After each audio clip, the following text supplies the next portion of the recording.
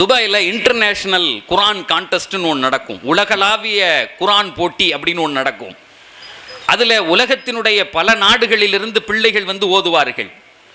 அதில் எந்த பிள்ளை ஜெயிக்குதோ அந்த பிள்ளைக்கு 1 மில்லியன் கொடுப்பான் காசு. இப்பயும் நடக்குது. எல்லா நாட்டிலிருந்தும் மில்லியன் கொடுப்பாங்க காசு. சின்ன குழந்தைகளாக இருப்பார்கள், பெரிய ஆள் எல்லாரும் போட்டியில் கலந்துக்கலாம். அந்த போட்டியே அவ்வளவு அழகாக இருக்கும். அதை பார்க்கறதுக்குன்னே கூட நம்ம போகலாம். அந்த போட்டி ஒரு பெரிய ஒரு ஹாலில் பின் ட்ராப் சைலண்ட், மொபைல் எடுக்காது. அப்படி உள்ளே போயிட்டோன்னா அமைதியாக இருக்கும். தராவீஹுக்கு பின்னால் சகர் வரையும் நடக்கும் அந்த போட்டி. எல்லா பிள்ளைகளும் ஒவ்வொருத்தராக வரிசையாக கூப்பிடுவாங்க. அவர் வந்த உடனே அந்த முன்னாடி உள்ள டிவியில் அவர் எந்த நாட்டிலேருந்து வந்திருக்காருன்னு அந்த கொடி டிஸ்பிளே ஆகும். அவர் என்ன கிராத்தில் ஓதுறார் அப்படிங்கக்கூடியது, ஹப்ஸு கிராத்தா என்ன அப்படிங்கிறது பக்கத்தில் வரும். அவரே போய் ஒரு கொஷின் எடுத்துகிட்டு வந்து அங்கே உள்ள நடுவர்கிட்ட தருவார். அந்த நடுவர் பிரிச்சுட்டு உட்கார்ந்துருப்பார். அவருக்கு பக்கத்தில் 3 பேர் ஜட்ஜி, அவரோட சேர்த்து 4 பேர் ஜட்ஜி. அந்த வசனத்தை ஓதுவார். இந்த பிள்ளை அங்கே உட்காந்து ஓதணும். தப்பு வந்துச்சுன்னா ஒரு பெல் அடிப்பார், டக்குன்னு ஒரு பெல் அடிப்பார். அந்த பிள்ளை நிப்பாட்டிடணும். இது சின்ன பசங்கள்லேருந்து பெரிய ஆளுகள் வரையும் அதில் கலந்துக்குவாங்க. ஒரு ஆச்சரியமான செய்தி. நான் ஒரு வருஷம் போயிருந்தேன் அங்கே. ஒவ்வொரு வருஷமும் போவோம். ஒரு வருஷம் போயிருந்தேன். ஒரு பையன் 6 வயது, 5 வயசு இல்லை 6 வயசு இருக்கும். நம்ம வீட்டில் இன்றைக்கி பிள்ளைகள் வந்து 5 வயசு 6 வயசு பிள்ளைங்க நம்ம வீட்டில் எப்படி இருக்குன்னு நமக்கு தெரியும். ஒரு 5 வயசு பையன், அவ்வளோதான், சின்ன பையன். அந்த பையன் அந்த வருஷம் ஓத வந்திருக்காரு. வெளியே அரபு நாட்டில் உள்ள புள்ள அது ஓத வந்தார். அந்த பேப்பர் கெட்ட போய் வாங்கிட்டு அந்த கொஷின் அந்த பேங்க்கை வாங்கிட்டு வந்து கொடுக்குறார். அந்த நடுவர் ஜூரி அவர் உடச்சி அந்த பேப்பர் எடுத்து வைக்கிறார். இங்கேருந்து போய் அந்த நடுவில் போட்டிருக்கக்கூடிய அந்த சேரில் அந்த பையனுக்கு ஏற முடியலை. அவனு ஏறி உட்கார்றதுக்கு ட்ரை பண்ணுறான், ஏற முடியலை. உடனே பக்கத்தில் நின்றுருந்த ஒரு அரபி வந்து தூக்கி உட்கார வச்சார். எல்லாரும் பார்த்துக்கிட்டே இருக்காங்க. இப்போ இவர் பார்த்த உடனே அந்த சின்ன பையன் என்ன சேட்டன் தெரியுமில்ல, அவன் இப்படி உட்காந்துக்கிட்டான். நல்லா இப்படி உட்காந்து பார்த்தான் அந்த சேரில், நல்ல வசதியாக எவ்வளவுங்க. அவனுக்கு முதுகு எட்ட மாட்டேங்குது, என்ன பெரிய ஆளுங்க உட்கார்றது. சரின்னு இப்படி முன்னாடி தள்ளி உட்காந்துட்டான். இப்போ அவர் ஓத ஆரம்பிச்சிட்டாரு. உனக்கு முதல் கேள்வி அப்படின்னு ஆரம்பிச்சுட்டு அதை சொல்லிக்கிட்டே அந்த ஆயத்தை சொல்லிட்டு இதை ஓதுங்க அப்படின்னு சொன்னார். இந்த சைடில் உள்ள பிள்ளைகளை யாராவது நிப்பாட்டுங்க தா, சத்தம் போடாமல், எங்கிட்டு சத்தம் போடாதீங்க. அப்போது இந்த பையன் ஓதிக்கிட்டே இருக்கார். ஒரு குறிப்பிட்ட இடம் வரும்போது மொதல் கேள்விக்கு கரெக்டாக ஓதிட்டார். 2வது கேள்விக்கு ஓதிக்கிட்டே இருக்கார். ஒரு இடத்துல தப்பு வந்துருச்சு.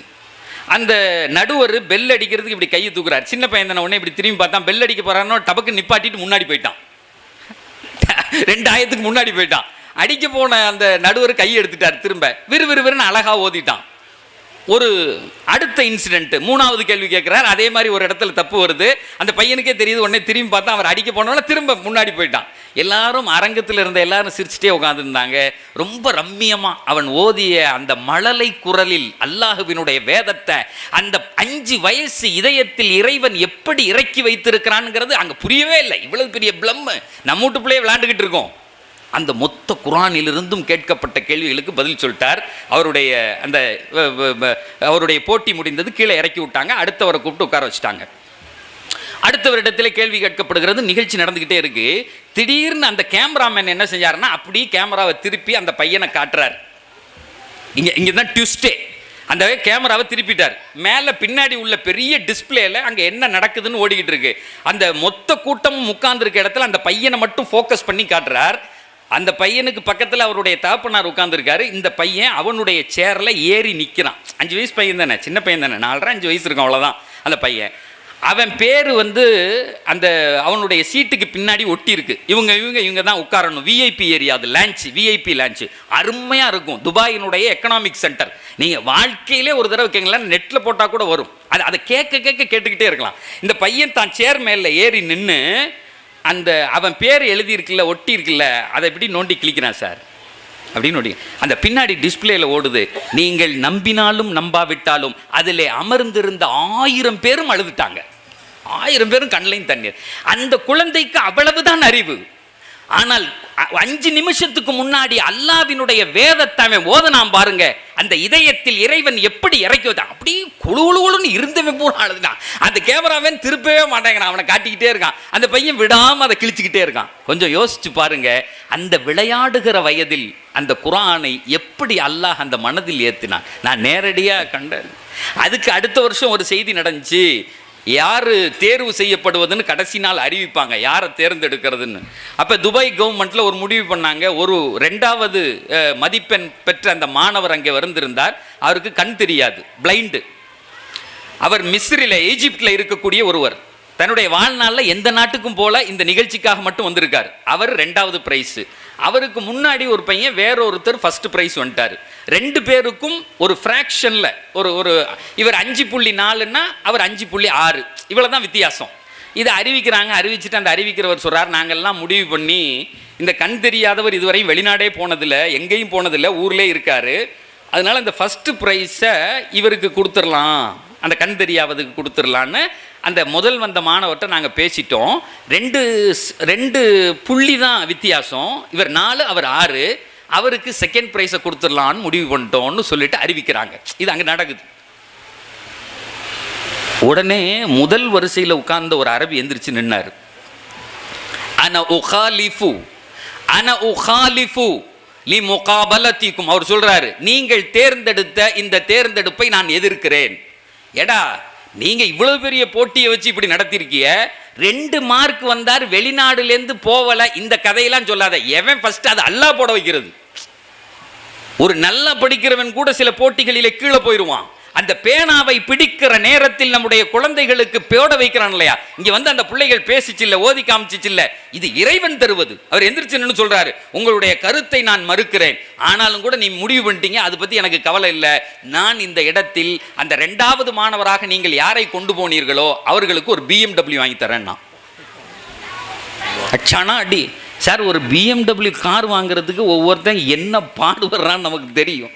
நம்மெல்லாம் வந்து வாழ்க்கையில் நினப்பிலே கார் ஓட்டுற ஆளுங்க, கண்ணை மூடிட்டு ஓடனா BMW ஓடும், அப்படி தானே? அப்படி தான் நம்மளால் முடிஞ்ச ஆளுங்க. ஆனால் உங்கள் ஊரை பற்றி சொல்லக்கூடாது. உங்கள் ஊரில் விதவிதமாக ஓட்டுவிய, காரையும் ஓட்டுவிய, ஆளையும் ஓட்டுவிய. அப்போ அது வேற. அப்போ வாழ்க்கையில் இந்த பையனுக்கு மொத்தமே ஒரு 12-13 வயசு இருக்கும் சார். ஒரு அரபி சொல்கிறான், இந்த பையனுக்கு BMW நான் வாங்கி தரேன். உடனே இதை பார்த்தோன்னே பக்கத்தில் உள்ள அரபி ரோஷப்பட்டார். அவர் எந்திரிச்சு சொல்கிறாரு, இந்த பையனுக்கு எனக்கு அஜ்மான்கிற ஏரியாவில் ஒரு பங்களா இருக்குது, அந்த பங்களாவை எழுதி கொடுத்துட்றேன்னா.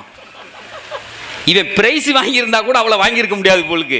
அவர் சொல்கிறாரு, அந்த வீட்டை எழுதி வச்சு இவனுக்கு விசாவையும் போட்டு கொடுத்துறேன், இவன் வாழ்நாள் முழுக்க எப்பயும் வரலாம், இங்கே தங்கலாம், அல்லது அவர் நாட்டில் இருந்துக்கலாம். அந்த அந்த அந்த அந்த சபையை ஆடி போயிட்டான் சார். ஒரு நிமிஷத்தில், ஒரு குரான்ல சாதாரணமான இந்த BMW, இந்த காரும், இந்த வீடும்லாம் பெருமை இல்லை, அதை தாண்டி இறைவன் பெருமைப்படுத்துகிறான். ஆனாலும் கூட உலகம் எங்கே வைக்கிறது என்று பாருங்கள். சம்பாரிச்சு ஒரு வீட்டை வாங்குறதே பெரிய காரியம். அது துபாயில் போய் வாங்க முடியுமா? நடக்கவே நடக்காது. ஒரு BMW வாங்க முடியுமா? முடியும். அல்லாஹ் இந்த ஒரு குர்ஆனுக்கு எவ்வளவு பெரிய மகிமையை தந்திருக்கிறான். நம்ம விளங்கிக்கணும். இது ஒரு முக்கியமான செய்தி. என்ன பெருமானார் அழகாக சொல்லுவார்கள், மன் கரஅல் குர்ஆன ஃபகத் இஸ்ததரஜ நுபுவ பைன ஜம்பை கைர அன்னஹு லா யூஹா இலை. நீங்கள் நினைக்க வேண்டாம், உங்களுடைய குழந்தைகள் குர்ஆனை திறந்து அவர்கள் மதரசாவிலோ அல்லது வீடுகளிலோ உங்களுடைய மக்கள்கள் வரிசை வரிசையாக படிக்கிறார்களே, அல்ஹம்துலில்லாஹி ரப்பில் ஆலமீன் அர் ரஹ்மானிர் ரஹீம், என் புள்ள ஏதோ குர்ஆன் ஓதுது அப்படின்னு நீ நினைச்சிட வேண்டாம். 1400 ஆண்டுகளுக்கு முன்னால் தன் வாழ்க்கையில் என்றைக்கும் பொய்யே சொல்லாத அந்த பெருமானார் சொல்லுகிறார்கள், மன் கரஅல் குர்ஆன ஃபகத் இஸ்ததரஜன் நுபுவ பைன ஜம்பை. எவன் ஒருவன், எந்த குழந்தை தன்னுடைய அல்லாஹ்வினுடைய வேதத்தை திறந்து வைத்து பிஸ்மில்லாஹிர் ரஹ்மானிர் ரஹீம் என்று சொன்னால், அல்லாஹ்வினுடைய தூதருக்கு எந்த நுபுவத்தினுடைய ஒளி தரப்பட்டதோ அந்த ஒளி அந்த குழந்தையினுடைய இதயத்தில் இறங்குகிறது என்று சத்தியத்தை மட்டும் பேசிய பெருமானார் சொன்னார்கள். ஃபகத் இஸ்ததரஜ. இந்த இஸ்ததரஜ அப்படிங்கக்கூடிய வார்த்தைக்கு இன்றைக்கு அந்த லிவர் பிளான்டேஷன் அப்படின்லாம் சொல்றாங்க இல்லையா, லிவரை எடுத்துட்டு லிவர் மாத்துறது, கிட்னி எடுத்து கிட்னி மாத்துறது, அந்த வார்த்தைக்கு இந்த அரபி யூஸ் பண்றாங்க. பிளான்டேஷன் அப்படிங்கக்கூடிய வார்த்தை, ஒன்றை எடுத்து விட்டு இன்னொன்றை சொருகுவது. பெருமானார் சொன்னார்கள், அந்த இதயத்தில் அல்லாஹ் நூரை சொருகுவான். அது என்ன நூர்? அது நுபுவத்தினுடைய நூர். யாராலும் அதெல்லாம் கிடைக்காது. ஒருத்தருக்கு நுபுவத்தினுடைய நூர் அந்த இதயத்தில் இறங்கிவிட்டால் அதுக்கு மேல அவன் வழிகிடவே மாட்டான் சார். அவன் எதை நினைக்கிறானோ, அவன் நினைப்பதற்கு முன்னால் இந்த உலகத்தில் அவனால் அடைந்து கொள்ள முடியும். அதுதான் இந்த குர்ஆனுடைய பெரிய பரக்கத்து. இன்னைக்கு நம்முடைய பிள்ளைகளை எதை இப்படி அனுப்புறோம், போறாங்க, ஓதுறாங்க, நினைத்து விட வேண்டாம். இதை நடத்துகிற நிர்வாகிகளை உங்களுக்கும் சொல்லுகிறேன், எதை வர்றாங்க பிள்ளைங்க உட்கார்ந்து இருக்காங்க, ஓதிட்டு போறாங்க இல்ல. ஃபகத் இஸ்ததரஜ நுபுவ பைன ஜம்பை கைர அன்னஹு. அதனால நீ என்ன நினைச்சிட வேண்டாம், சில நேரத்தில் ஒரு 10 நாள் ஜமாத் போயிட்டு வந்து அல்லது வேற ஏதாவது ஒரு வாரம் தொழுவு போயிட்டு வந்து அவன் என்ன செய்வான்னா, வெளியே இறங்கிட்டு இப்படி வானத்தை பார்க்குறான். என்னையா ஒரு மாதிரி பார்க்குறேன்னு கேட்ட, வகி வருதான்னு பார்க்குறேன். ஏண்டா 4 நாள் 40 நாள் தொழுதா உனக்கு வகி இறங்கிருமா? அப்படிலாம் இறங்காது. பெருமானார் சொன்னார்கள், இது நுபுவத்தினுடைய நூர், அதனால வகின்ன உடனே பெருமானாருக்கு வர்றதுன்னு நினைச்சுக்காதீங்க. அந்த ஒளியை ஏந்தி நம்மிடத்தில் பெருமானார் தந்திருக்கிறார்கள், நம்மிடத்தில் தந்திருக்கிறார். குர்ஆன்ல ஒரு வசனம் இருக்கு, எப்போது நான் படித்தாலும் அதை அழாமல் என்னால் கடக்க முடியாது. அப்படியே மெய் சிலுத்துரும். அப்படியே அதை ஓதுகிற போது என்னுடைய உடல். சகோதரர்களே, ஏதோ இவர் வந்திருக்காரு வானத்துக்கு மேல பூமி கீழே ஏதோ ஒரு 2 கதையை, அப்படிலாம் நான் வரல. உங்கள் இதயத்தில் குந்தாணியை போட்டு நீ யார்?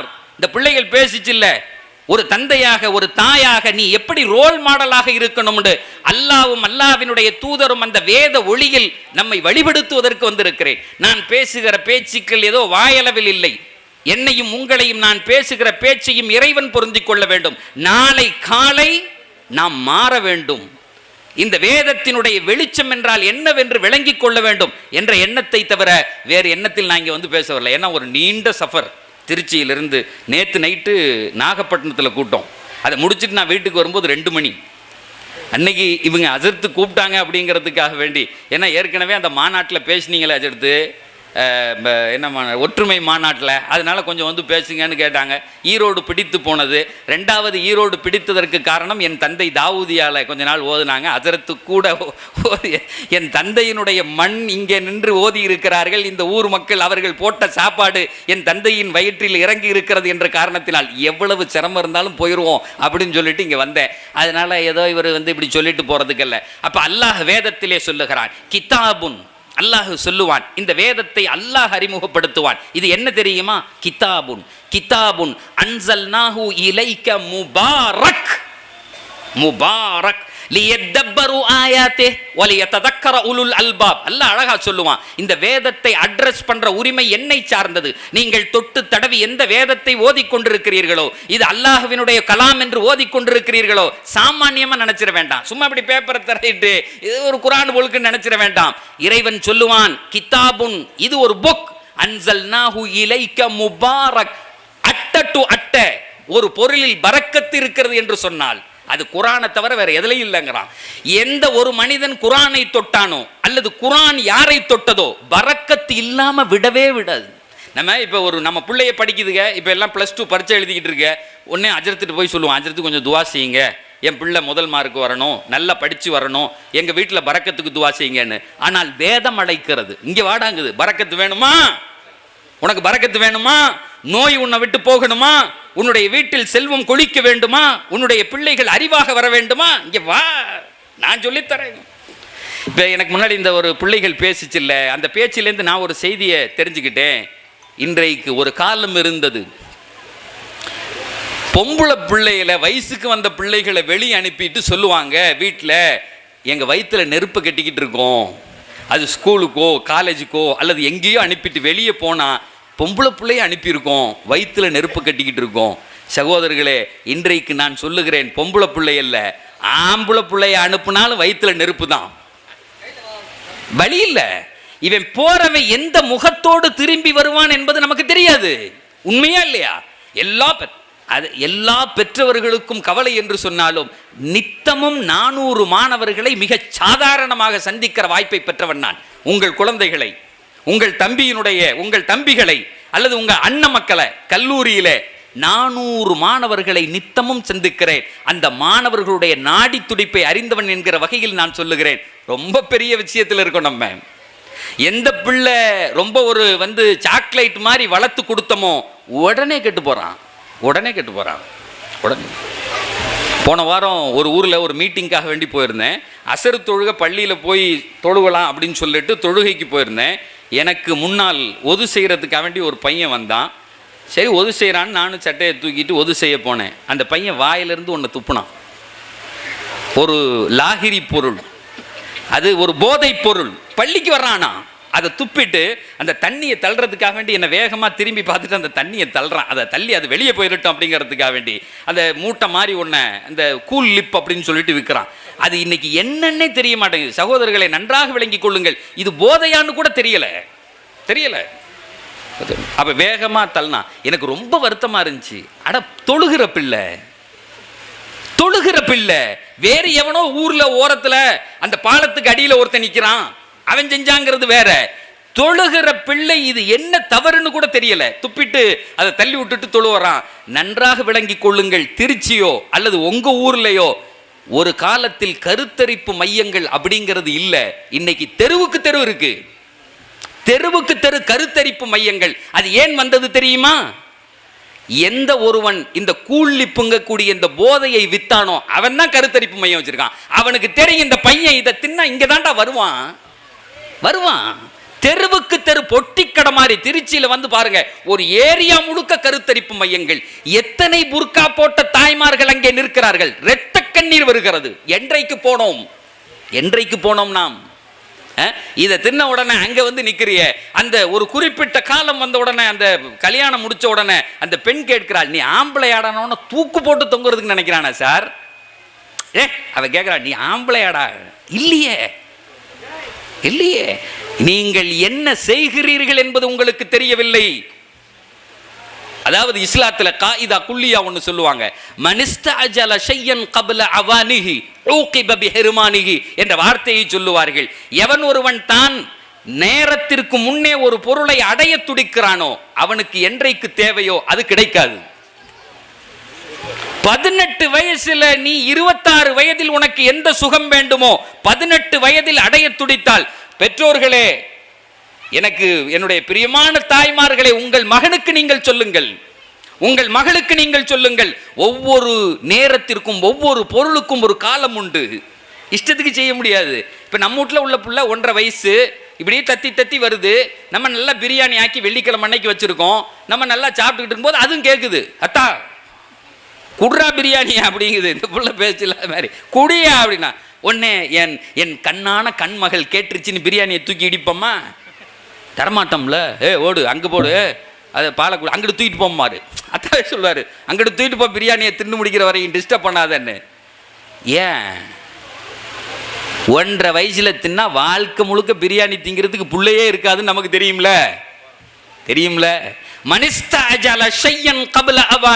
நேரம் வருவதற்கு முன்னே எந்த சுகத்தையும் இந்த உலகத்தில் நீங்கள் அனுபவிக்க நினைத்தால், நிறைய வாலிபர்கள் இருக்கிறீர்கள், உங்களுக்காக வேண்டி சொல்லுகிறேன். உங்களிடத்துல இன்னைக்கு ஓப்பன் சோர்ஸ் இருக்கு, இப்படி திறந்த உடனே எதையும் பார்க்கலாம்னு நினைக்கிறீங்க. ஒரு குழந்தை அழகாக பேசியது, அதுக்கு ஆபாசம்னா கூட என்னன்னு தெரியாது, ஆனா அது சொல்லுது, அந்த பிள்ளை அந்த பேசிய செய்தி. இன்றைக்கு ஆபாசங்களை கையிலே சுமந்து திரிகிறீர்கள். 26 வயதில் வேண்டியதை நீங்கள் 16 வயதில் அடைய துடித்தால், பெருமானார் சொன்னார்கள், எவன் ஒருவன் தன்னுடைய கண்ணை பாதுகாக்கிறானோ, அந்நிய பெண்ணை பார்க்காமல், நியூடிட்டியை பார்க்காம தன்னுடைய கண்ணை பாதுகாத்துக் கொள்ளுகிறானோ, அவன் மனைவி இடத்தில் இரட்டை சுகத்தை கொடுப்பான் என்று பெருமானார் சொன்னார்கள். இரட்டை சுகம். இந்த உலகத்தில் எந்த பொருளினுடைய சுகமும் எல்லாருக்கும் ஒரே மாதிரி இருக்குது இல்லை. நம்ம 2 பேரும் உட்காந்து சாப்பிட்டுக்கிட்டு இருக்கோம். ஒரு சாப்பாடை சாப்பிட்டுட்டு பக்கத்தில் உள்ள ஒரு சொல்கிறார், இது என்னையா மண்ணு மாதிரி இருக்குங்கிறாரு. நம்ம சொல்கிறோம், இது என்னையா அமிர்தம் மாதிரி இருக்குங்கிறோம். ஒரு நாள் துபாயில் ஒரு ஹோட்டலில் போய் சாப்பிட்டுக்கிட்டு இருந்தேன். மதியான நேரத்தில் சாப்பிட்டுக்கிட்டே இருக்கும்போது திடீர்னு பார்த்தா பக்கத்தில் உள்ள அந்த டேபிளில் அடிதடி ஆயிடுச்சு. 2 பேருக்கு அடித்தடி. அந்த தட்டை தூக்கி அடிக்கிறார் ஒரு ஆள். உடனே ஓடி போய் தடுத்து விட்டு, ஏங்க கோவப்படுறீங்க? அவர் ஒரு பெரியவர், அந்த சின்ன பசங்கள் இடத்துல சண்டை வந்துருச்சு. அப்போ அவர் சொன்னார், பாய் இந்த நியாயத்தை நீங்களே கேளுங்க, சொல்லுங்க அப்படின்னு. நான் உட்காந்து சாப்பிட்டுக்கிட்டு இருந்தேன். இந்த 2 பசங்களும் சாப்பிட வந்தாங்க, என் பக்கத்தில் வந்து உட்காந்து சாப்பிட்டாங்க. அந்த பசங்க சாப்பிட்டுக்கிட்டே இருக்கும்போது ஒருத்தன் சொன்னான், டேய் ரசம் ஊற்றிக்கடா அப்படின்னு இன்னொருத்தனை பார்த்து சொன்னான். இது எல்லாரும் சொல்கிறதானே, மாப்பிள்ளை ரசம் ஊற்றிக்கடான்னு. அந்த பையன் சொன்னான், இதை மனுஷன் திம்பானான்னு. நான் ரசம் ஊற்றி சாப்பிட்டுக்கிட்டு இருக்கேங்கிறாரு. நான் ரசம் கடைசியாக நான் முடிச்சுட்டு இந்த பசங்க லேட்டாக வந்தாங்க, நான் ரசம் ஊற்றி சாப்பிட்டுக்கிட்டு இருக்கேன். ஒருத்தன் சொல்கிறான் ரசம் ஊற்றி சாப்பிட்டுக்க மாப்பிள்ள, அவன் சொல்கிறான் மனுஷந்தம்மா. நான் சொன்னேன், தம்பி அப்படி பேசாதீங்க. அவர் பெரியவர், கொஞ்சம் பக்குவமான ஆள். அவர் சொல்கிறாரு, தம்பி அப்படி பேசாதீங்க, மனுஷன் ரசம் ஊற்றி திம்மானான்னு சொல்லாத, எனக்கு பிடிக்கலன்னு சொல்லு. ஏன்னா நான் ரசம் ஊற்றி திங்கிறேன், நான் யாருன்னு கேட்டேன். நியாயமான கேட்கு, நான் யாரான்னு. உடனே அந்த பையன் சொல்லுங்க, பாய் அதெல்லாம் பேசாதீங்க, இந்த கடையினுடைய ரசத்தை மனுஷன் சாப்பிட மாட்டான் இருக்கான். திரும்ப அந்த ரசத்தை தூக்கிட்டான், அடி அங்க. ஏடா உனக்கு பிடிக்கலன்னா விட்டுட்டு போன்னு. சகோதரர்களை, ஒரு நாளைக்கு சாப்பிடுகிற உணவு இன்னொரு நாளைக்கு அப்படி இருக்காது. அந்த சுகம் அதோடு முடிந்தது. நான் கிட்டத்தட்ட என்னுடைய வாப்பாவினுடைய, என்னுடைய பெற்றோர்களுடைய துவா, உலமாக்களுடைய துவா, ஹசரத் என்னுடைய வாப்பாவினுடைய இடத்தில் வைத்து பார்க்கிறேன். அவருடைய துவா. 8 ஆண்டு காலம் துபாயில் தப்சீர் கிளாஸ் எடுத்துகிட்டு இருந்தேன். அப்போ ஒரு வார்த்தைக்கு எனக்கு அர்த்தம் புரியல, ரொம்ப நாளாக தேடிக்கிட்டே இருந்தேன். அல்லாஹ் ஒரு வாசகத்தில் சொல்லுவான், ஒமல் ஹயாத்து துனியா இல்லா மதா உல் குரூர் என்ற ஒரு வார்த்தை இறைவன் பயன்படுத்துவான். இந்த உலகம் இருக்கிறதே ஒரு ஏமாற்று சுகம் அப்படின்னு சொல்லுவான். இது என்னங்கிறது எனக்கு புரியல. நானும் உலமாக்கள் தான் கேட்டேன், ஏன் ஏமாத்துது? இப்போ நான் ஏதாவது சாப்பிட்றேன், அல்வாவை திங்கிறேன், திங்கும்போது சுகமாக இருக்குல்ல, எங்கே ஏமாத்துச்சு? பிரியாணி திங்கிறேன், பிடிக்குது, வேறு ஒரு இடத்துக்கு எக்ஸ்கர்ஷன் போகிறேன், ஒரு ட்ரிப்புக்கு போகிறேன், பார்த்தா ஜாலியாக இருக்குது, ஊட்டிக்கு போகிறேன், நல்லா குழு குழுன்னு இருக்குது, அனுபவிக்கிறேன். இப்போ இது என்ன இந்த அல்லாஹ் என்ன சொல்ல வர்றான்? ஏமாத்துங்கிறான். ஆனால் எதுவுமே ஏமாற்ற மாட்டேங்குது இந்த உலகத்தில், எல்லாத்தையும் அனுபவிக்கிறோமே. அப்போ ஒரு நீண்ட தேடுதலுக்கு பின்னால் எனக்கு அல்லாஹ் ஒரு அறிவை தந்தான். இந்த மொமல் ஹயாத்து துனியா இல்லா மதா உல் குரூர் என்று சொன்னால் இது ஏமாற்று உலகம் அப்படின்னு சொன்னால் ஒரு இடத்துல இதுக்கு விளக்கம் எழுதியிருந்தாங்க, இது நில்லா சுகம் அப்படின்னு எழுதியிருந்தாங்க. இந்த உலகம் இருக்கிறதே இது ஒரு நில்லா சுகம். என்ன நில்லா சுகம்? எந்த பொருளையும் இந்த உலகத்தில் அனுபவிக்கும் போது தெரியும், அனுபவிச்சு முடிச்சோன்னு தெரியாது. பிரியாணி சாப்பிடும்போது சாப்பிட்டு முடிச்சோன்னே பிரியாணி எப்படித்தான் இருந்துச்சு, ஃபென்டாஸ்டிக்குங்க, ஏ டிலீஷியஸ் ஃபுட்டுங்க அப்படிலாம் சொல்லலாம். அது எப்படி இருந்துச்சுன்னு திரும்ப விளங்கவே விளங்காது.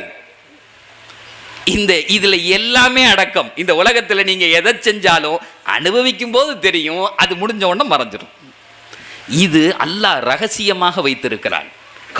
காலம் இந்த மனிதன் வாழ வேண்டும் என்பதற்காக வேண்டி. ஏன் அப்படின்னு கேட்டால், வீட்டுக்காரி முதல்ல வந்தவுடனே சமைக்கிறது ஒரு மாதிரி இருக்கும், அப்புறம் போக போக சமைக்கிறது ஒரு மாதிரி இருக்கும், ரெண்டும் இருக்கும். திடீர்னு முதல்ல வந்தது நல்லா சமைச்சிடும், அப்புறம் போக போக அது வேற சிரிச்சுக்கிட்டே இருக்கா, பயமாக இருக்குது. என் வீட்டுக்காரி திருச்சியில், அதனால தெரியாது, இவர் வேற எடுத்துக்கிட்டு இருக்காரு.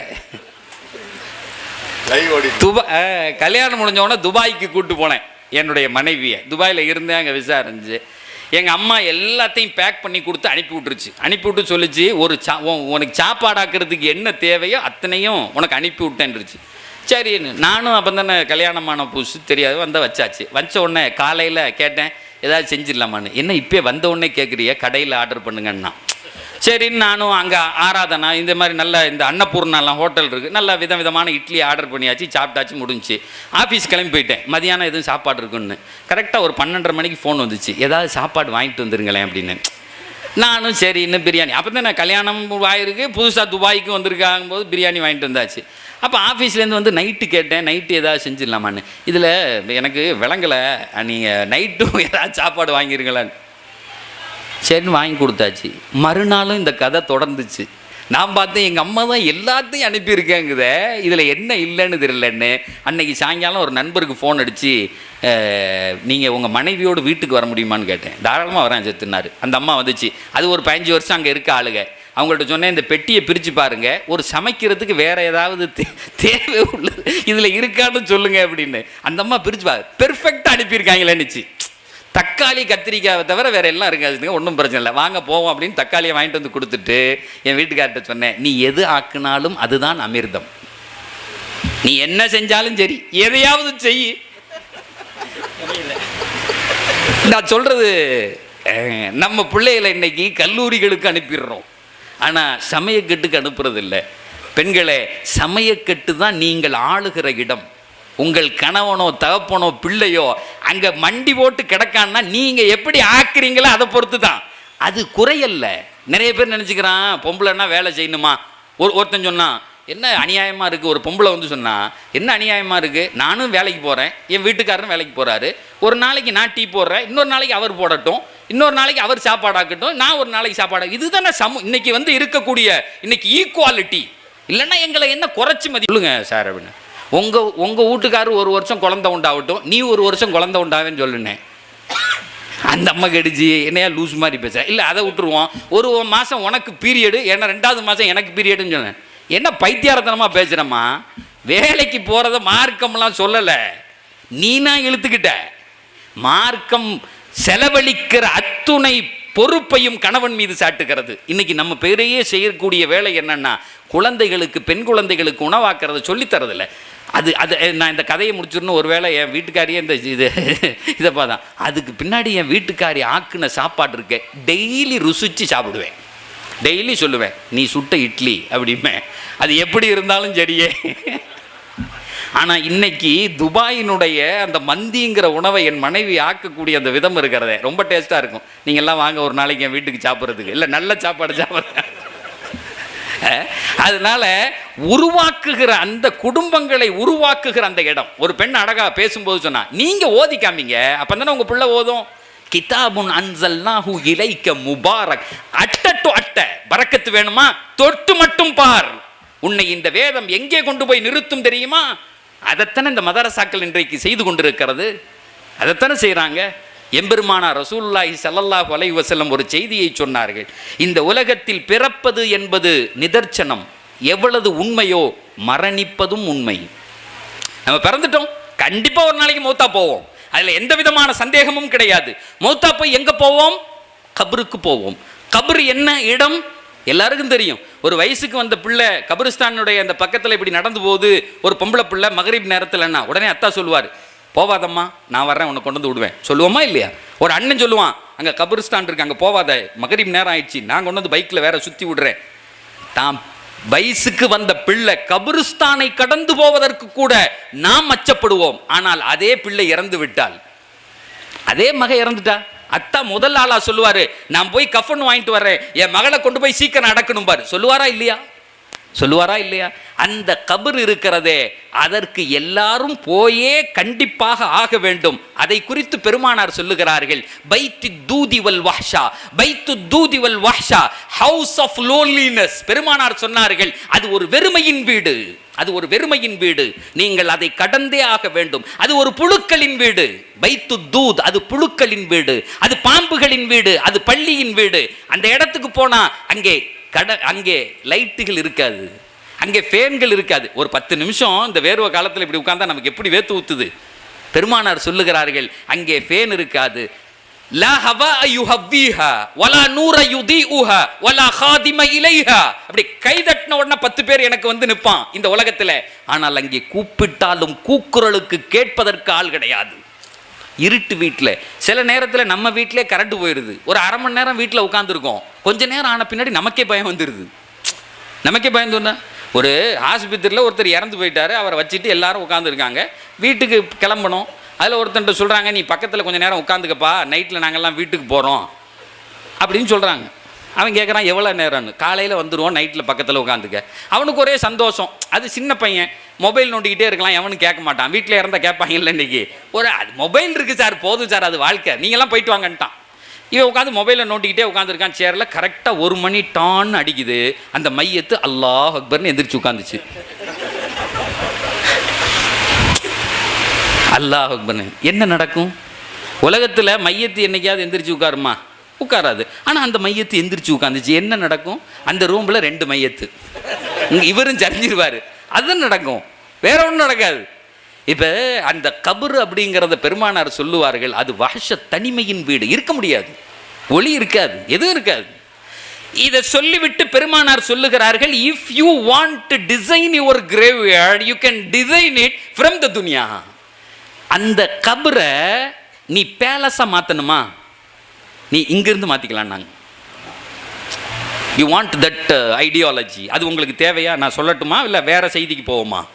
உங்கள் கபரை எப்படி பேலஸாக மாற்றுறது? பேலஸ்னால் எப்படின்னா, ஒரு 5000 ஸ்கொயர் ஃபீட்டில் ஒரு பெரிய வீடு, இங்கிட்டு ஏசி இருக்கும், இங்கிட்டு லைட் இருக்கும், ஒரு பெரிய பெட்ரூம், 20க்கு 20 பெட்ரூம், நீங்கள் நினச்ச எல்லாமே அதில் இருக்கும். அப்படிப்பட்ட ஒரு வீடாக, ஒரு பங்களாவாக நீங்கள் மாற்றணுமா? மாற்றணுமா? பெருமானார் சொல்லுகிறார்கள், நான் வழி சொல்லி தரேன் கண்ணு வாங்கன்னாங்க ரசூல்லா.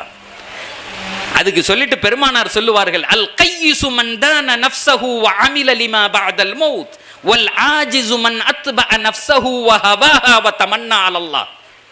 To you want to know about the intelligent who is intellect? ஒரு அறிவாளின்னா யாருன்னு நீங்கள் தெரிஞ்சுக்க விரும்புறீங்களா? யார் அறிவாளி? ஒரு எம்பிபிஎஸ் படித்தவர் சார், ஒரு பெரிய டாக்டராக இருக்கவர், இன்ஜினியராக இருக்கவர் அப்படின்னு சொல்லுவோம்ல. Who is intellect? அறிவாளி யார்? பெருமானார் சொல்லுகிறார்கள், ரொம்ப படித்தவர் மெத்த படித்தவர்லாம் அறிவாளி இல்லை. அறிவாளி யார் தெரியுமா? இந்த உலகத்திலும் சுகமாக வாழுவான், வீடு இருக்கும், பங்களா இருக்கும், BMW இருக்கும், பென்ஸ் இருக்கும், எல்லாத்திலையும் போவான். டக்குன்னு மரணம் வந்து கபருக்குள்ளே போனால் அந்த கபரும் பேலஸாக இருக்கும். அங்கேயும் BMW நிற்கும், அங்கேயும் வந்து பென்ஸ் நிற்கும்.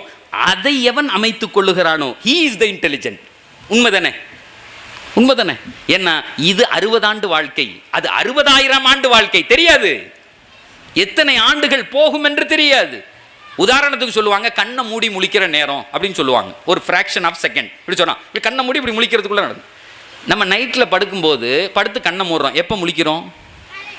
காலையில் முழிக்கிறோம். கரெக்டாக சொல்கிறோம், காலையில் முழிக்கிறோம். அது எத்தனை மணி நேரம் ஓடி போச்சு? ஒரு 10 மணிக்கு படுத்து ஒரு 5 மணிக்கு நம்ம எந்திரிச்சோம்னா எத்தனை மணி நேரம் ஓடி போச்சு? 8 hours போச்சு.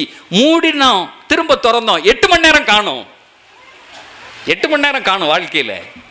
இப்போ பெருமானார் கேட்கிறார்கள், ஒரு அறிவாளி தன் கபரை மிக அழகாக சமைத்துக் கொள்ளுவான். எப்படி சமைத்துக் கொள்ளுவான்? எம்பெருமானார் வழி சொல்றாங்க. எம்பெருமானார் சொல்றாங்க, நீ மட்டும் குர்ஆனை தொடர்படியாக ஓதினால், பெருமானார் சொல்லுகிறார்கள், நீ மட்டும் குர்ஆனை தொடர்படியாக ஓதினால் அல்லாஹு தாலா நீ மரணமடைந்து உன்னை கபருக்குள்ளே வைத்தவுடன் அந்த குர்ஆனை ஒரு உருவம் கொடுத்து அனுப்புவான். அது கபருக்குள்ள வரும், வந்து பக்கத்தில் நிற்கும், நின்று சொல்லும், தோழனே நான் யார் தெரியுமா? எந்த வேதத்தை உன்னுடைய வாழ்க்கையிலே தினம் தினம் ஓதிக்கொண்டிருந்தாயோ அந்த வேதம் உள்ள வந்துடும். வந்துட்டு அது உன்னிடத்திலே சொல்லும், இது இருளின் வீடு, இதுக்கு லைட்டு வேணுமா? ஐ வில் அரேஞ்ச் இட், அந்த லைட்டை நான் ஏற்பாடு பண்ணி தர்றேன். இது வேர்வைகளின் வீடு, ஏசி வேணுமா? நான் போட்டு தரேன். தண்ணி வேணுமா? நான் கொண்டு வந்தேன். இந்த உலகத்தில் எந்த சூழ்நிலையிலும் என்னை விடாமல் தொட்டு தடவி ஓதிக்கொண்டே இருந்தாய். வேதம் அல்லாஹ்வினுடைய வேதம், நான் இன்றைக்கு உன் உடன் இருப்பேன். எவ்வளவு நாள் தெரியுமா இருப்பேன்? கியாமத்து நாள் வரையும் உன் உடனே இருப்பேன். நான் உன்னோடு பேசிக்கொண்டே இருப்பேன், நீ என்னோடு பேசலாம். உனக்கு இந்த கபரிலே தனிமை என்பதில்லை. நீ விரும்புகிறாயா? 5000 ஸ்கொயர் ஃபீட்டில் உன்னுடைய வீட்டை ஆக்கி தருவேன். அது பேலஸ். இன்னைக்கு ஒரு வீடு கட்டணும்னா இன்ஜினியர்கள்ட்ட கேட்கறத விட இன்னைக்கு ஆர்கிடெக்டுக்கு போகிறோம், அப்படிதானே? இன்ஜினியர்கள்ட்ட கேட்கறத விட எதுனாலும் பெஸ்ட் எதுவோ, இந்த சிட்டியில் யார் பெஸ்ட் ஆர்கிடெக்டோ அவர்கிட்ட போகிறோம். ஒரு ஹாஸ்பிட்டலாக ஒரு பெஸ்ட் டாக்டர்கிட்ட போகிறோம். ஒரு காலம் இருந்தது கிராமத்தில், ஒரு MBBS இருப்பார், அவர் தான் எல்லாத்துக்கும் வைத்தியம் பண்ணுவார். திடீர்னு போய் சளின்னா அதுக்கு 2 மாத்திரை எழுதி கொடுப்பாரு, ஜுரம்னா அதுக்கு ஒரு சிறப்பு எழுதி தருவார். திடீர்னு காலில் முள்ளு குத்தி உள்ளே போயிடுச்சு அப்படின்னா, வாடா உட்கார்றா அப்படின்னு சொல்லிட்டு அவரே ஒரு ஆசா பிளேட் எடுத்து அறுத்து விட்டு உள்ளேருந்து எடுத்து ஒரு இன்னைக்கு போடுவானா?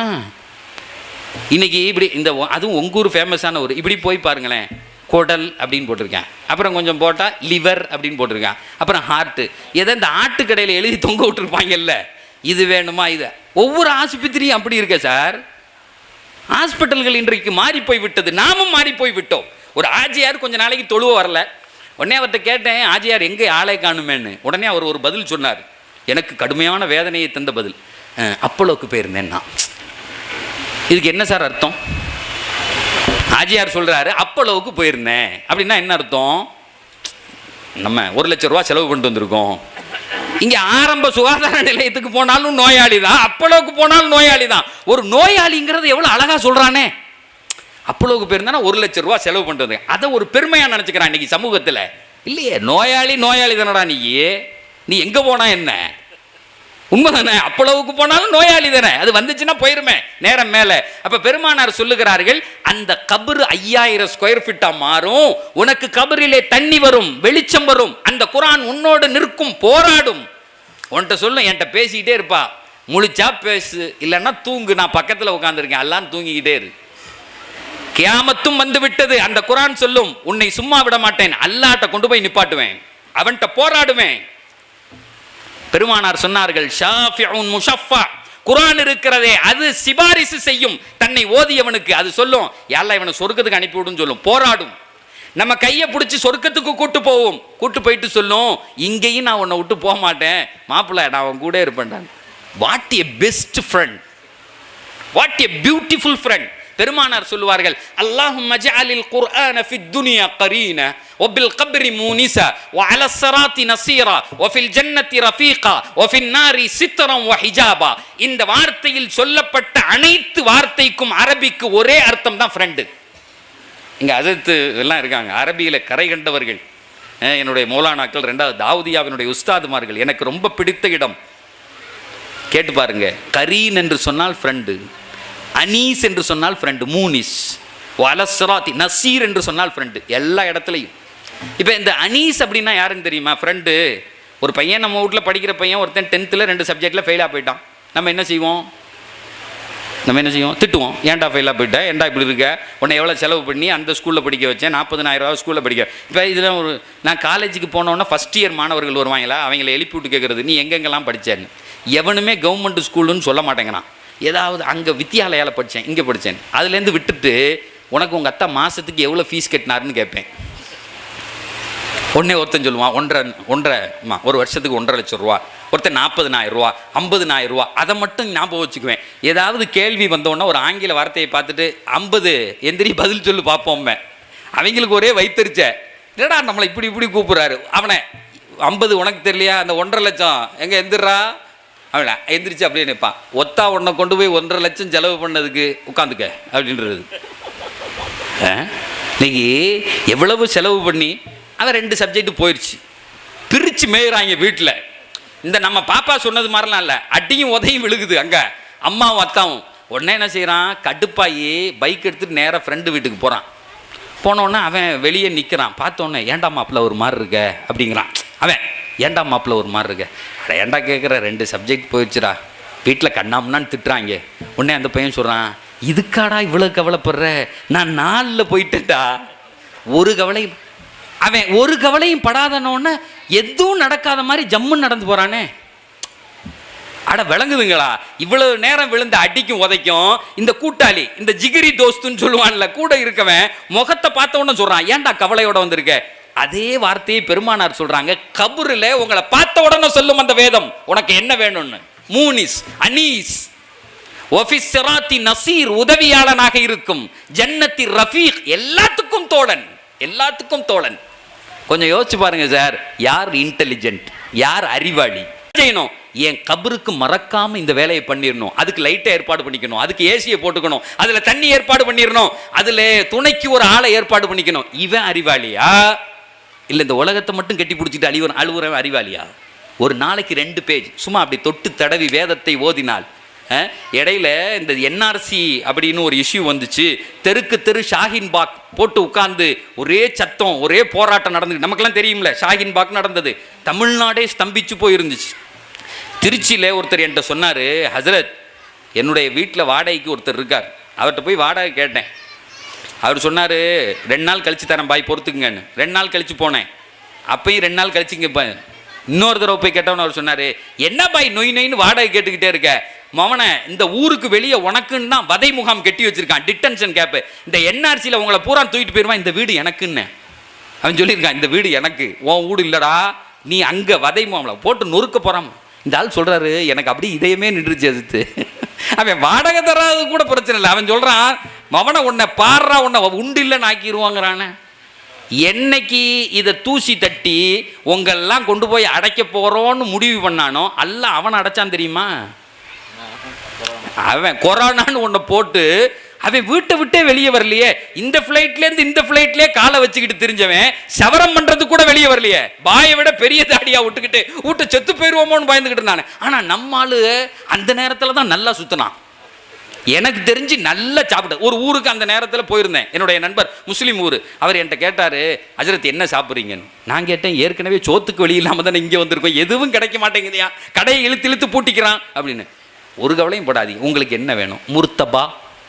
அந்த ஆள் என்கிட்ட கேட்குறாரு, முர்த்தபான்னாரு. முட்டை போண்டா என்ன வேணும். நான் கேட்டேன், எப்படிங்க இது உங்கள் வீட்டில் செய்வாங்களான்னு. எங்கள் ஊரினுடைய கடை வீதியினுடைய எல்லா முன்கேட்டுகளும் பூட்டி இருக்கும், பின்கேட்டெல்லாம் திறந்திருக்கும். நானே இதுவரையும் சாப்பிடாத பிரியாணிகள் அத்தனை இப்போ தான் சாப்பிட்றோம். நம்மளை எப்படி எல்லாம் வாழ வச்சிருக்கான் பாருங்க. மவனை உன்னை வெளியே வர விட மாட்டோம்னா நம்ம தான் ஜாலியாக சுற்றி சாப்பிட்டு அவன் பூரா செத்து போய் வீட்டில் கிடந்தானே, திரும்ப தட்டினா திரும்ப எல்லாம் ஒன்று கொண்டு வந்தான். நம்ம அதுக்கெல்லாம் பயப்பட வேண்டாம் இவங்க சொல்கிறதுக்கு. நம்ம ஷாஹின் பாக் நடத்துகிறோம். அந்த நேரத்தில் நான் இதை எதுக்கு சொல்ல வரேன்னா, என்னுடைய நண்பர்கள் துபாயில் நான் ஒரு 8 ஆண்டு காலம் தஃப்சீர் பண்ணிகிட்டு இருந்தேன். அங்கே உள்ள சில நண்பர்கள் கேட்டாங்க, ஹஜ்ரத் இதுக்கு குரானில் சொல்யூஷன் உண்டா ஏன்னு கேட்டால், எப்போதும் நீங்கள் சொல்லுவீங்க எல்லாத்துக்கும் குரானில் சொல்யூஷன் உண்டு, 8 வருஷம் பேசியிருக்கீங்க. ஒரு தடவை பெருமானார் சஹாபாக்களோடு உட்கார்ந்துருந்தாங்க. அப்போ சொன்னாங்க, தக்க உல் ஃபித்தன் அப்படின்னு சொன்னாங்க, கூடிய விரைவில் நாங்கள் உங்களை விட்டு போயிடுவேன்ப்பா, நான் எனக்கு இறந்து போய்விடுவேன், சில சோதனைகளை நீங்கள் சந்திப்பீர்கள்னு சொன்னாங்க. உடனே சஹாபாக்கள் கேட்டாங்க, ஒமல் மஹ்ரஜ் மின்ஹா யா ரசூலுல்லாஹ், அப்படின்னா எங்களுக்கு ஏதாவது சொல்யூஷன் உண்டா, நாங்கள் எப்படி தப்பிச்சுக்கிறது அதிலிருந்து அப்படின்னு கேட்டாங்க.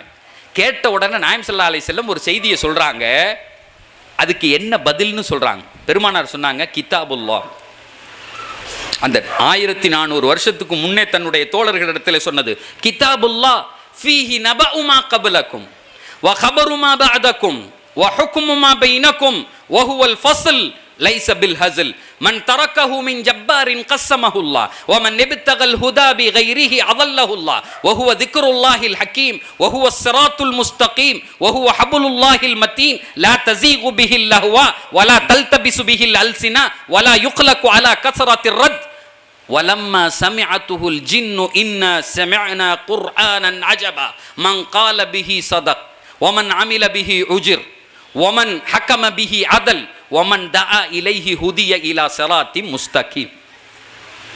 அஜத் அரபியில் பேசுனது பேசிட்டு இதை நான் எதுக்கு இவ்வளவு பெரிய செய்தியை சொல்றேன்னா, என்னுடைய லட்சோபலட்சம் வார்த்தைகளுக்கும் எம்பெருமானார் வாயிலிருந்து புறப்பட்டு வந்த ஒரு 10 வார்த்தை முன்னால் நிற்கவே முடியாது. இன்னைக்கு வரையும் அந்த வார்த்தையை கேட்கிற இதயங்கள் அடித்து நொறுக்கப்படுகிறது. என்ன எங்க நபி பேசினது. இப்ப நான் எதை பேசினோ, மதீனா மண்ணிலிருந்து எங்க நபி பேசினாங்க. இது உங்கள் காதில் விழுந்தால் உங்கள் இதயத்தில் பெரிய மாற்றத்தை ஏற்படுத்தும், பெரிய மாற்றத்தை ஏற்படுத்தும். சும்மாலாம் இல்லை. ஹதீஸும் குர்ஆனும் சாதாரணமாக இல்லை. பெருமானாரை பகலிலே விரட்ட வேண்டும் என்று முடிவு செய்கிற அந்த மக்கத்து காபிர்கள் இரவுல தஹஜ்ஜத் தொழுவும் போது திருட்டுத்தனமா போய் நின்று கேட்பான், திருட்டுத்தனமா கேட்பான். இவர் என்னமோ ஓதுறாரே, அது அந்த அந்த குர்ஆன் அவர்களை அப்படியே இழுக்கும். ஒரு நாள் வந்தது, 3 பேர் ஒரே நேரத்தில் வந்து அதை கேட்டுட்டு ஒரு முச்சந்திக்கு வந்தான், தலையில துண்டை போட்டு 3 பேரும் முட்டிக்கிட்டான். 3 பேரும் மண் டம்முன்னு இடிச்சுக்கிட்டான். உடனே தலையில துண்டு எடுத்துட்டு பார்க்கறான், எல்லாம் பெரும் பெரும் தலைவர்கள். அவன் ஒருத்தனை பார்த்து கேட்கறான், நீ எதுக்கியா வந்தன்னா? அவன் இவனை பார்த்து கேட்டா, நீ எதுக்குடா வந்தன்னு. அவங்களுக்கே புரிஞ்சு போச்சு இந்த குர்ஆனை கேட்கத்தான்னு. அவங்களே சொல்லிக்கிட்டாங்க, யார்ட்டையும் சொல்லிடாத, நம்ம நாளைக்கெல்லாம் வரக்கூடாதுன்னு தான். ஆனாலும் மறுநாளும் அந்த கூத்து நடந்தது. மறுநாளும் வந்தான், மறுநாளும் முட்டினான். என்ன வேதம் சாதாரணமானது அல்ல. நமக்கு தெரியல அதனுடைய அகம்மியத், what is the importance of Quran நமக்கு தெரியல. ஆனால் அவர்களுக்கு தெரிந்திருந்தது, அவர்களுக்கு தெரிந்திருந்தது. துஃபைலு தௌசி என்ற ஒரு சஹாபி மக்கால வந்து ஜியாரத்துக்கு உம்ராவுக்காக வேண்டி வருகிறார். வழியிலே பார்த்த அபூஜஹல் என்ன செஞ்சான், அவரை நிப்பாட்டி சொன்னா, நீங்க பெரிய அறிவாளி, அங்க முகமதுன்னு ஒருத்தர் இருக்காரு, அவர் ஓதுற வேதத்தை கேட்டால் எல்லாரும் மாறி போயிடுறான், தயவு செஞ்சு இந்த பஞ்சை வச்சுக்குங்க, காதுல வச்சுக்குங்க, அவர் பேச்சை மட்டும் கேட்டுறாதீங்க, வேற எது வேண்டாலும் செய்யுங்கன்னு. துஃபைலு தௌசி யார் தெரியுமா? அந்த அரபகத்தினுடைய கவிதைகளை திருத்துறவர். யாராவது எழுதி கொண்டு வந்தா மூஞ்சில வீசுவான் ஆளு. அவ்வளவு பெரிய ஒரு பிறவி கவிஞன் அவன். அவர் மக்காவுக்கு வந்துட்டாரு, தவாப் செஞ்சுக்கிட்டு இருக்காரு, காதுல பஞ்சை வச்சு அடைச்சிக்கிட்டாரு. இப்படி போகும்போது நாயகம் ஸல்லல்லாஹு அலைஹி வஸல்லம் அந்த மக்காவினுடைய அந்த மத்தாஃபினுடைய அந்த நிழலில உட்கார்ந்து தன்னுடைய சஹாபாக்களுக்கு என்னமோ சொல்லி கொடுக்குறாங்க. இவருக்கு புரிஞ்சிருச்சு, சொன்ன ஆள் இவர் தான் பொல்கு அப்படின்னு. 1வது தவாப் செஞ்சாரு, 2வது தவாப், அவங்களும் 7 தவாப் சுத்துவாங்க. அப்ப முஸ்லீம் அல்லாதவர்களும் 2வது தவாப் செய்யும் போது அவருக்கு ஒரு எண்ணம் வந்துச்சு, நம்ம தான் ஊர்ல உள்ள பயலை எல்லாத்தையும் திருத்துறமே, இவர் சொல்லி நம்ம என்ன மாறிட போறோம், அப்படி என்னதான் சொன்னாலும் நம்ம திருத்திடுவோமே அப்படின்னு சொல்லி காதில் உள்ள பஞ்சு எடுத்து தூர போட்டுட்டு 3வது தவாப் வர்றார். எம்பெருமானார் தாஹாவினுடைய வசனத்தை அங்கே தன்னுடைய தோழர்களுக்கு ஓதி காண்பிக்கிறார்கள். தாஹா மா அன்சல்னா அலைக்கல் குர்ஆன லிதஷ்கா. பெருமானார் ஓதுகிறார்கள், தாஹா, ஆஹா, என்ன அற்புதமான வசனம். தாஹா பெருமானாரை குறித்து இறைவன் சொல்லுகிறார், தாஹா மா அன்சல்னா அலைக்கல் குர்ஆன லிதஷ்கா. நீங்கள் நடுத்தருவிலும் முட்டுச்சந்திலும் நீங்கள் நிற்பதற்கு இந்த வேதத்தை நாம் உங்களுக்கு இறக்கவில்லை, சுகமாக இந்த உலகத்தில் வாழ்ந்து சொர்க்கத்தினுடைய அத்துணை நியாமத்துகளையும் இங்கே அனுபவித்து கபர்லையும் அனுபவிச்சு மறுமைக்கு அனுபவிக்கிறது தான் அந்த வேதம்னு சொல்லி இந்த வார்த்தை காதில் ஒளிஞ்சிச்சார். 4வது தவாஃபுக்கு வர்றவருக்கு என்னமோ செய்து அவரால் பொருந்துக்க முடியல.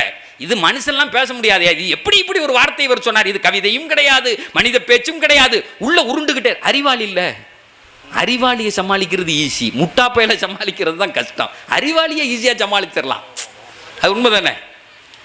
என்கிட்ட பக்கத்தில் ஆஃபீஸில் வேலை பார்க்குற ஒரு பையன் அடிக்கடி வந்து ஏதாவது ஆஃபீஸை பற்றி சொல்லிக்கிட்டே இருப்பான் துபாயில். அப்போ அவன் சொல்லுவான், என் மேனேஜர் ஒரு லூஸு சார்மா, என் மேனேஜரு ஒரு லூஸு. நான் சொல்லுவேன், உனக்கு மட்டுமா அப்படி இருக்கான், எல்லாருக்கும் அப்படி தாண்டா இருக்காம. அவனுக்கு ஒரு ஆறுதலுக்காக வேண்டி சொல்லுவேன். இப்படி கேட்டு கேட்டு எப்போ பார்த்தாலும் அந்த ஆளுக்கு வேலையே தெரிய மாட்டேங்குது, அந்த ஆள் இப்படியே இருக்காரு, ஒரு வேலை செய்கிறது இல்லை. ஆனால் அவனுக்கு 15,000 ரூபா சம்பளம் கொடுக்குறான். 15,000 தெரியும்னா கிட்டத்தட்ட ஊர் காசுக்கு ஒரு 25 லட்சம் ரூபா அந்த நேரத்தில். எனக்கு பாருங்கள் சார், 5,000 தான் சம்பளம் தர்றான், நான் தான் எல்லா வேலையும் இப்படியும் சொல்லிக்கிட்டே இருப்பான். ஒரு நாள் திடீர்னு எனக்கு வந்து இங்கே வாயாடினேன். என்ன சொன்னேன், எங்கள் மேனேஜர் ஒரு லூஸு. நான் சொன்னேன், அதெல்லாம் ஒரு காரணத்தோட தான் அல்லாஹ் வச்சிருக்கான்னு. என்ன காரணம் வேண்டி கிடக்கு? காரணம் ஒரு லூசு போய் மேலே உட்கார வச்சுட்டு என்ன காரணம்னா, நான் சொன்னேன் உன் இடத்தில் அவர் இருந்து அவரிடத்தில் நீ இருந்தால் என்னப்பா நடக்கும்னு. இப்போ உங்கள் மேனேஜர் உன் இடத்துல இருக்காரு, நீ மேனேஜர் ஆகிட்ட, இப்போ என்ன நடக்கும் அப்படின்னு கேட்டேன். ஐயா அந்த ஆளை வச்சுலாம் வேலை வாங்க முடியாதுன்னா யார அது அந்த ஆளை வச்சு ஒரு அறிவே இல்லாதவன். நான் சொன்னேன் அதனால தான் அல்லாஹ் அந்த ஆளை அங்கே வச்சுருக்கான், ஒன்று இங்கே வச்சுருக்கான். ரொம்ப சிம்பிளானது தானே, உலகத்தை இப்படி தானே பார்க்கணும். ரொம்ப சிம்பிளாக பார்த்து வேலையை முடிச்சிடலாம். சகோதரர்களே, நான் என்ன சொல்லிட்டு இருந்தேன் கரெக்டாக சொல்லுங்கள். அது அப்போ அல்லாஹு தாலா இந்த வேதத்தின் வழியாக பெருமானாருக்கு சொல்லுகிறான், நீங்கள் கபரில் வச்ச உடனே அது வந்து நிற்கும், கயாமத்து வரை கூட்டு போகும், இந்த துவாவை நீங்கள் தொடர்ந்து ஓதுங்கள் அப்படின்னு சொன்ன அந்த செய்தி இருக்கிறதல்லவா. அந்த என்ஆர்சி வந்தப்போ துபாயிலிருந்து என்கிட்ட கேட்குறான், அதத்துக்கு இதுக்கு என்ன சொல்யூஷன், இதுக்கு ஏதாவது குரானில் வழி உண்டா? நான் பேசி அனுப்புனேன், நீங்கள் ஷாஹின் பாக்கை கண்டிப்பாக நடத்துங்கள், போராட தான் செய்யணும். ஆனால் அல்லாஹ் இந்த என்ஆர்சிக்கு ஒரு செய்தியை குரானில் சொல்கிறான், அதை செஞ்சால் மட்டும்தான் நீங்கள் அதை விட்டு தப்பிக்க முடியும். அதற்குரிய சொல்யூஷன் குர்ஆனிலே உண்டு. என்ன சொல்யூஷன் தெரியுமா? அல்லாஹ் குர்ஆனிலே ஒரு ஆயத்திலே சொல்லுகிறான், இதா கரஅத்தல் குர்ஆன ஜஅல்னா பைனக வ பைனல் லதீன லா யுமினூன் பில் ஆகிரத்தி ஹிஜாபம் மஸ்தூரா. அல்லாஹ் சொல்லுகிறான், எவர் ஒருவர் தொடர்படியாக குர்ஆனை ஓதுகிறாரோ, தொடர்ந்து தொட்டு தடவி ஓதுகிறாரோ, அவருக்கும் மறுமையை நம்பாதவருக்கும் இடையில் ஒரு ரகசிய திரையை நாம் ஏற்படுத்துகிறோம். அவன் உங்களை பார்க்காதது மட்டுமல்ல, உங்களை குறித்து அவர்கள் சிந்திக்க கூட மாட்டார்கள். இதை பத்தி ஒரு 3/4 மணி நேரம் ஒரு கண்டெஸ்ட் பேசினேன். அப்படின்னா என்ன, திரைனா என்ன, எப்படி அது உருவாகும்? சார், நீங்க நடத்துற போராட்டத்திலாம் எதையும் மாத்திர முடியுமா? தெரியாது. ஆனா போராடணும். நான் அதற்கு எதிரானவன் அல்ல. ஆனால் வேதம் சொல்லுகிறது, நீயும் உன் மனைவியும் உன் குழந்தைகளும் நீங்கள் குர்ஆனை எடுத்து ஓதுங்கள். இதா கரஅத்தல் குர்ஆன ஜஅல்னா பைனக வ பைனல் லதீன லா யுமினூன். எவர்கள் மறுமையை நம்பவில்லையோ அவர்களுக்கும் உங்களுக்கும் இடையில் ஒரு திரையை ஏற்படுத்துவோம். அவன் உன்னை பார்க்க கூட மாட்டான்யா. அவனுடைய சிந்தனை தொடுதல் இல்லாத ஒரு வாழ்க்கை வேண்டுமா? இங்க இருந்துகிட்டு போராடிக்கிட்டு இருக்க வாழ்க்கை வேண்டுமா? அதுல சொல்லிட்டு சொன்னேன், அப்படியே உங்களை வதை முகாம்களில் போட்டாலும் கூட என்னோடு என் இறைவன் இருக்கிறான் நீ முடிவு பண்ணிட்டா உன்னை வேண்டா ஜெயிக்க முடியும். அடைச்சிட்டான் கொண்டு போய் அகதிகள் முகாம்ல. அல்லாஹ் என்னோட இருக்கிறான் நீ முடிவு பண்ணிட்டா ரப்பு இருக்கிற இடம் மட்டுமே ஜெயிக்கும். வேற நீ இங்க உட்கார்ந்துகிட்டு அழுதுகிட்டே இருந்தானா அல்லாஹ் என்ன நடுரோட்டில் விட்டானா விட்டுருவான், வேற வழி கிடையாது. அதனால குர்ஆன் இருக்கிறதே ஒரு இந்த சமுதாயத்திற்கு கிடைத்த ஒரு பேரொளி. பெருமானார் சொல்லுகிறார்கள், பெருமானார் சொல்லுவார்கள், அலைக்க பித்திலாவத்தில் குர்ஆன் ஃபஇன்னஹு நூருன் லக ஃபித் துன்யா வ துக்ருன் லக ஃபில் ஆகிரா. இந்த வேதம் இருக்கிறதே அது ஒரு பேரொளி. இன்னி தரக்துக்கும் அலல் மஹஜ்ஜத்தில் பைதா லைலுஹா கனஹாரிஹா.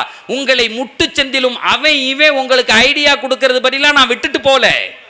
பெருமானார் சொல்லுகிறார்கள், யார்கிட்டையாவது போய் கெஞ்சி கூத்தாடி எங்க சமுதாயம் இப்படி இருக்கிறதே, நான் இப்படி இருக்கிறேனே, என் குடும்பம் இப்படி இருக்கிறதே, யாராவது நாங்க ஐடியா சொல்றோம் வாங்க, அப்படியெல்லாம் எம்பெருமானார் எங்கள் உயிருக்குயிரான நபி எங்களை விடல. வேற எப்படி விட்டுருக்காங்க? அலல் மஹஜ்ஜத்தில் பைதா லைலுஹா கனஹாரிஹா. பேரொளியில் பெருமானார் நம்மளை விட்டிருக்கிறார்கள். அதை குறித்து பெருமானார் சொல்லுவார்கள், அதனுடைய இரவும் பகலை போன்றுமா, அதனுடைய இரவு பகுதியும் பகல் மாத்திரி. சகோதரர்களே, என்னுடைய உரையினுடைய ரொம்ப நேரம் ஆயிடுச்சு. என்னுடைய உரையினுடைய முடிச்சுக்கிறாருங்க, கடைசி பகுதிக்கு நான் வருகிறேன். ஒரே ஒரு செய்தியை மட்டும் சொல்லிட்டு நான் முடிச்சுக்கிறேன். அது தேவை அப்படின்னா சொல்கிறேன், இல்லைன்னா விட்டுறேன். எங்கள் பிள்ளைகளை, பெண் பிள்ளைகளையோ ஆண் பிள்ளைகளையோ வெளியே அனுப்புகிறோம். அன்றைக்கி திடீர்னு காதல் அல்லது அங்கிட்டு போகிறது இங்கிட்டு போகிறது, பையனாக இருந்தால் போதையில் விழுவது, இது மாதிரி சமாச்சாரங்கள் ஆயிரும். எந்த ஊருக்கு போனாலும் இதை கேட்குறாங்க. இதுக்கு என்ன செய்கிறதுங்க? படிக்காமல் வச்சுருவோமா? இந்த உலக கல்வி படிக்கிறதா வேணாமான்னு கேட்டாங்கல்ல. பிள்ளைகளை அனுப்பிட்டு என்ன செய்யறதுன்னு தெரில. படிக்க அனுப்புறதா வேண்டாமா? போகிற 2 தெரு தள்ளி தாண்டி தட்டப்படுகிற கதவு என்றைக்கு நம்ம தெருக்கு வரும்னு தெரியாது, அது என்னைக்கு நம்ம வீட்டுக்கு வரும்னு தெரியாது. நடக்குதா இல்லையா?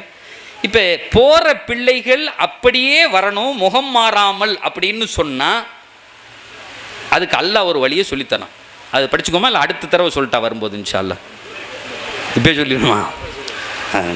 நமக்கு ஒன்று வேலை நடக்குதுன்னா தெளிவாக வாங்கிடணும். ஆச்சியார் அதில் அழகாக இப்போ சொல்லியிருங்க, அஜரத்துக்கு விட்டுறாது.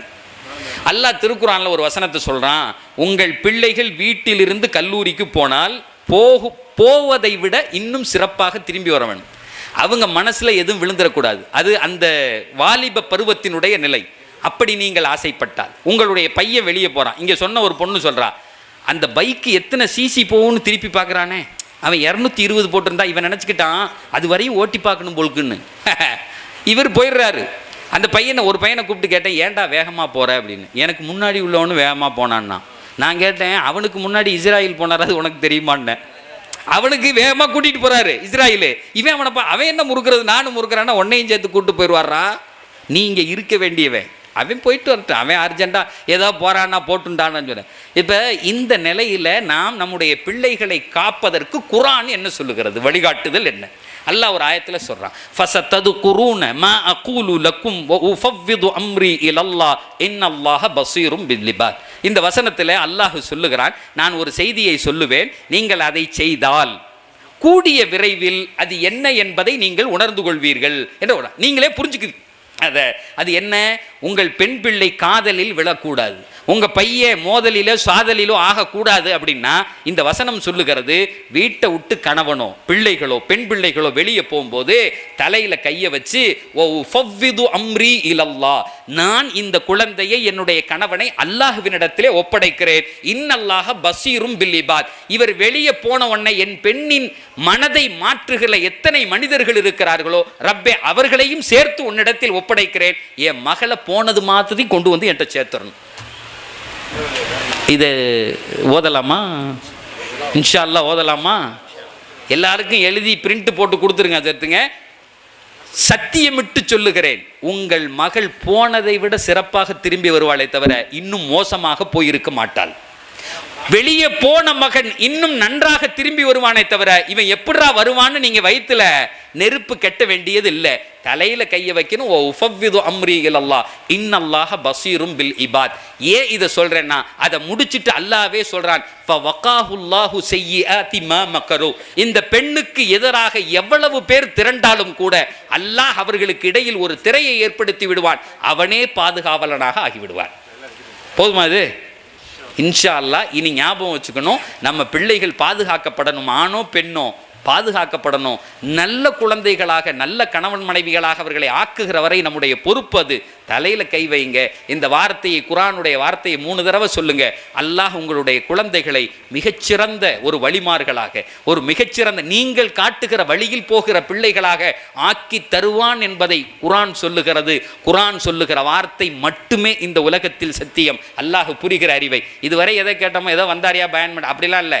ஒரு செய்தியை நீங்கள் எடுத்து போக வேண்டும். இந்த ரமலானில் ஒவ்வொரு குடும்பத்திலும் ஒவ்வொருத்தரும் ஒரு நாளைக்கு 3 ஜுசுகளை குறைந்தபட்சம் ஓதுகிற ஆண்களாக பெண்களாக நீங்கள் ஆக வேண்டும். எதற்கு தெரியுமா? உங்க கபரை ஒளிப்படுத்திக் கொள்ள, உங்கள் கபரில் உங்களோடு ஒரு துணைவனை தேட. அறிவாளியாக இருந்தால் அதை செய்வார்கள். புரிகிற அறிவை உங்களுக்கும் எனக்கும் உலக முஸ்லீம்களுக்கும் இறைவன் தந்தருள் புரிவானாக. இதுவரை அமைதியாக இருந்து இப்படி ஒரு கூட்டத்தை எந்த ஊர்லேயும் கேட்டதே இல்லைங்க. அதுவும் இந்த மாதிரி மக்தபுலலாம் அங்கே ஓடிக்கிட்டே இருப்பாங்க, இங்கே ஓடிக்கிட்டே இருப்பாங்க.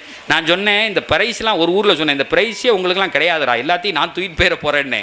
அப்போ அவன் சண்டைக்கு வரான் ஒரு பையன், இவர் தூக்கிட்டு போகிறதுக்கு இவர் எதுக்கு பேச வச்சுருக்க அப்படிங்கிறான். நான் சொன்னேன், இவனை பூரா கூப்பிட்டீங்க உட்கார ஐயா, என்ன பேச விடுங்கய்யா, எல்லாரும் பேசிக்கிட்டே இருக்கீங்கன்னா எப்படி கேட்குறது? ஆனால் இந்த ஈரோடு ஒரு பண்பட்ட ஊர் என்பதற்கு, உங்களை எப்படி உலமாக்கள் பண்படுத்தி இருக்கிறார்கள் என்பதற்கு இன்னைக்கு இந்த கூட்டம் தான் சாட்சி. அல்லாஹ் உங்களை கியாமத்து நாள் வரை அப்படியே வைப்பானாக. ஆமீன். நம் அனைவரையும் அல்லாஹ் கியாமத்து நாளில் நபியோடு ஒன்று சேர்ப்பானாக. வ ஆகிரு தஅவானா அனில் ஹம்துலில்லாஹி ரப்பில் ஆலமீன். அஸ்ஸலாமு அலைக்கும் வரஹ்மத்துல்லாஹி வபரகாத்துஹு.